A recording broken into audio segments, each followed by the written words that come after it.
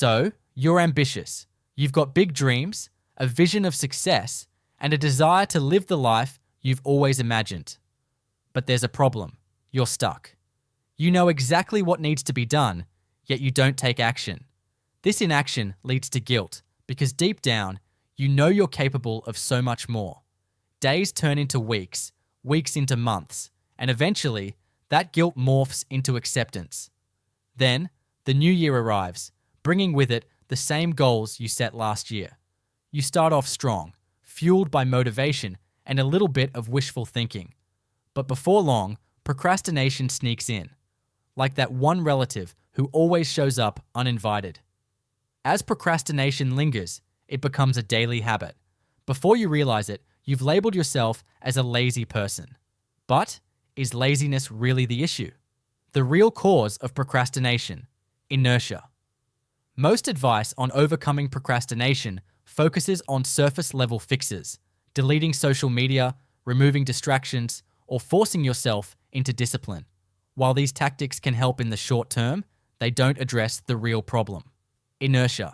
In physics, inertia is the tendency of objects at rest to stay at rest, and objects in motion to stay in motion, unless acted upon by an external force. This principle, Newton's first law of motion, applies not just to objects but also to tasks. Getting started on any task requires an initial push, a burst of energy to overcome that resting state. The problem? We mentally exaggerate the difficulty of that first step, making it seem overwhelming. Instead of facing it, we avoid it, distracting ourselves with easy dopamine hits like social media, YouTube, or Netflix. How to break the cycle of procrastination. To overcome procrastination, we must overcome inertia. And there are two simple but powerful ways to do this. 1. Lower the stakes. The hardest part of any task is starting. So, instead of making it feel like an uphill battle, shrink it down to something small and manageable. For example, if you tell yourself, I need to write a 5,000-word essay, the task feels overwhelming.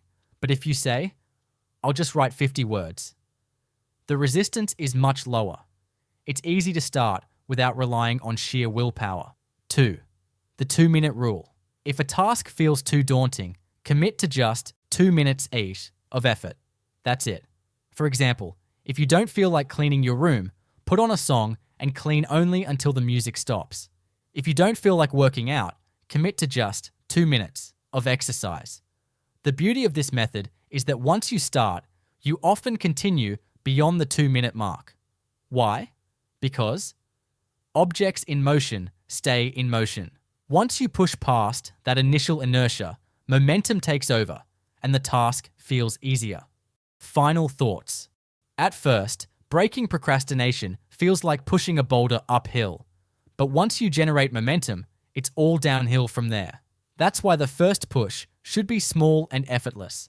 Lower the stakes, commit to just 2 minutes, and let inertia work in your favor.